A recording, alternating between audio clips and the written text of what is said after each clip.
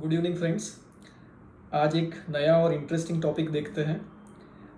मान लीजिए कि सेक्शन 70 में सेंट्रल गवर्नमेंट ने आपको समन्स इशू किया है और सेक्शन 74 में state government show cause notice issue करती है और एडजुडिकेशन करती है। तो क्या ऐसी चीज़ पॉसिबल है? ऐसा ही एक इंटरेस्टिंग केस इलाहाबाद हाईकोर्ट के सामने आया और इलाहाबाद हाईकोर्ट ने 23 फरवरी 2021 को इसके बारे में जजमेंट दिया है। समन्स इशू करने वाली अथॉरिटी है सेंट्रल गवर्नमेंट और एडजुडिकेशन करने वाली अथॉरिटी है state government. So whether it is possible और नॉट। जो इशू यहाँ पर डिस्कस करने वाले हैं हम लोग, it is about the cross empowerment. What is cross empowerment? तो क्रॉस एम्पावरमेंट को समझने से पहले ये जो आज का जजमेंट हम लोग डिस्कस करने वाले हैं इसका थोड़ा मैं ब्रीफ आपको आइडिया दे दूं। Siddhivinayak trading company has filed a writ petition in the Allahabad High Court and they challenged an order passed by the Deputy Commissioner of Bareilly, Deputy Commissioner of State Tax Bareilly, making certain additions or making certain adjudications under Section 74. दो contentions थे उनके। Contention number 1, that the inquiry was initiated by the central authority, that means the central government, and the adjudication is done by the state government which is in violation of the circular issued on 5th of October 2018. और दूसरा contention था the adjudication has been done and the order has been passed without giving them a proper opportunity of being heard.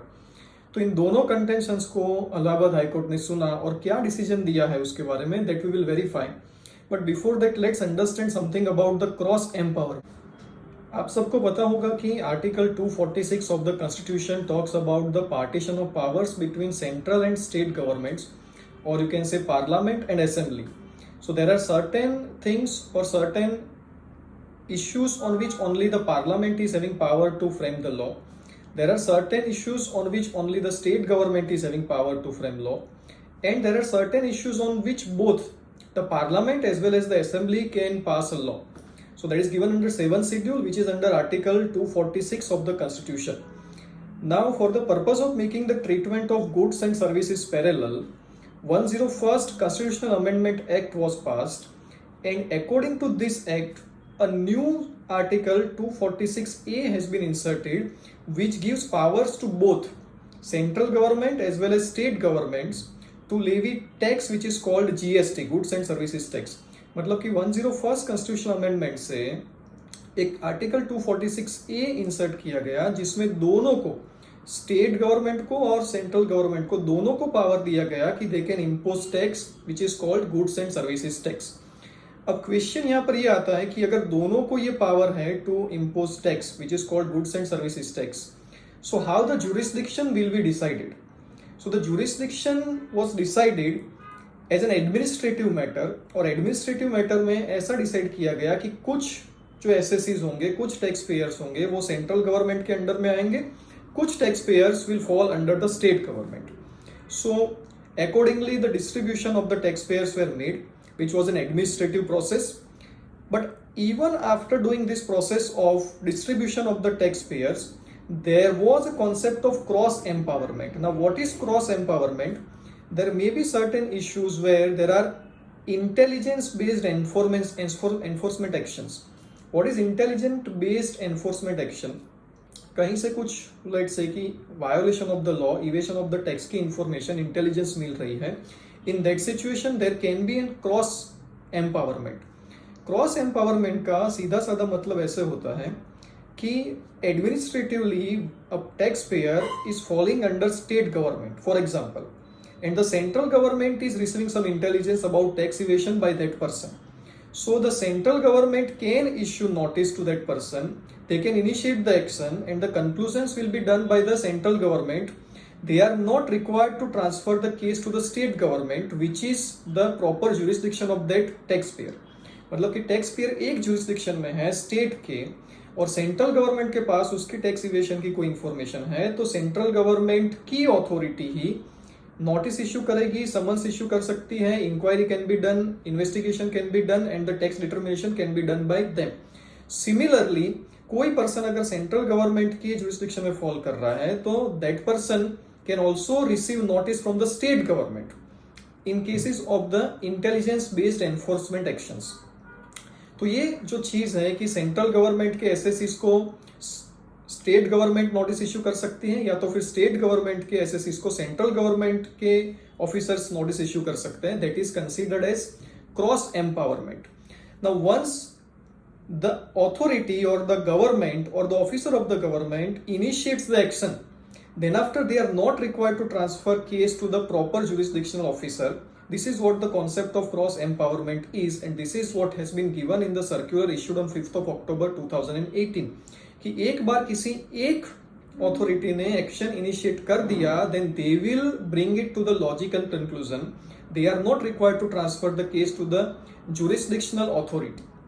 This is what the concept of cross empowerment is.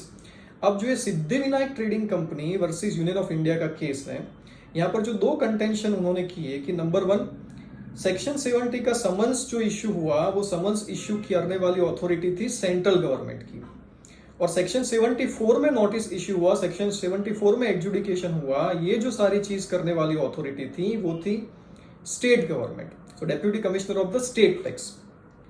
So the first contention made by the petitioner in the writ petition was that they have violated circular dated 5th of October 2018 that once one authority initiates the action, they need to bring it to the logical conclusion. Second contention was the adjudication has been done without providing proper opportunity of being heard. They said that his father was hospitalized in September 2018 during the period during which this inquiry was initiated. The investigation was going on, so that's why he was not able to attend the investigation. And in the November 2020, his father passed away, so all these documents they submitted. So he said that whether I should attend my father or I should attend this investigation. So this proper reasonable opportunity of being heard was also not provided. These two contentions he made. Court, after hearing all the arguments, gave a judgment. Number 1, they said that this action of the state government officer is not in violation of circular which is issued on 5th of October 2018. Court said that the action under section 70 which is about issuance of the summons is separate from the proceedings under section 74. So the central government issued or initiated the proceedings under section 70 and the state government initiated the proceedings under section 74. So both the proceedings are different. So we cannot say that this is in violation of the circular issued on 5th of October 2018, and hence the order passed by the deputy commissioner state tax cannot be caused or cannot be set aside on the basis of an argument that the central government has already initiated some action under section 70. Section 70 and section 74 both are different. So it is possible that the action under section 70 is being done by the central government and action under section 74 is being done by the state government. So this was the first thing and very important noting by the Allahabad High Court.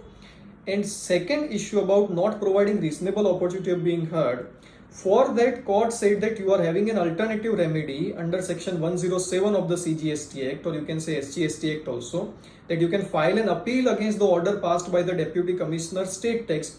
You cannot exercise this writ jurisdiction directly, you cannot come to the high court for this purpose. So better you file an appeal about not providing a reasonable opportunity of being heard to the commissioner appeal, and do not come to the high court for this. So very important lessons for us.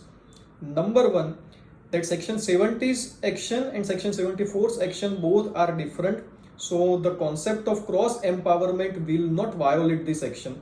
This is what the High Court has said. Thank you very much friends for watching this video. In the next video, we will discuss some other interesting issue on taxation that can be useful to all of you. Thank you very much friends.